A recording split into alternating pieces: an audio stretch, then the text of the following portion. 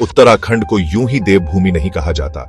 यह धरती न केवल देवताओं और ऋषियों की तपोभूमि रही है, बल्कि यहाँ के जंगल, पहाड़ और घाटियां अनगिनत रहस्यमयी विद्याओं और गुप्त साधनाओं की भी गवाह हैं। इन्हीं रहस्यों में से एक है मोक्ष विद्या। कहते हैं यह विद्या साधारण इंसान के बस की नहीं थी। इसमें गुप्त मंत्रों का उच्चारण और कठिन तपस्या करनी पड़ती थी। साधक जब इसमें सिद्ध हो जाता तो वह अपने शरीर को किसी भी जानवर में बदल सकता था।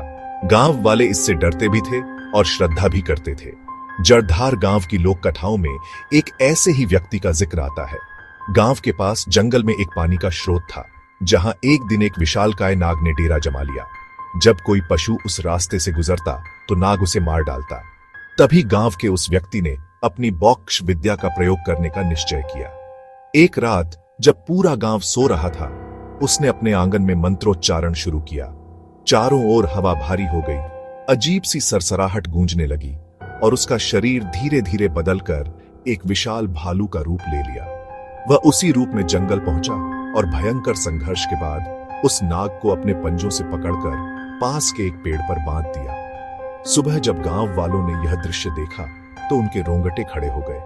कहा जाता है उसी घटना के बाद उस पानी के स्रोत का नाम पड़ा नागपानी, और आज तक वह जगह उसी नाम से जानी जाती है। लेकिन मोक्ष विद्या आसान नहीं थी। कहते हैं यदि मंत्रोच्चारण में जरा सी भी चूक हो जाए तो साधक हमेशा के लिए उसी जानवर के रूप में फंस सकता है। शायद इसी भय और परंपरा के टूटने के कारण यह विद्या समय के साथ लुप्त हो गई और अब केवल दंत कथाओं और कहानियों में सुनाई देती है। मोक्ष विद्या और रूप बदलने की बातें पूरी तरह लोक विश्वास और रहस्यमयी कहानियों पर आधारित है। ये विद्या शायद सच से ज्यादा लोगों के मनोविज्ञान और भय में जीवित रही है।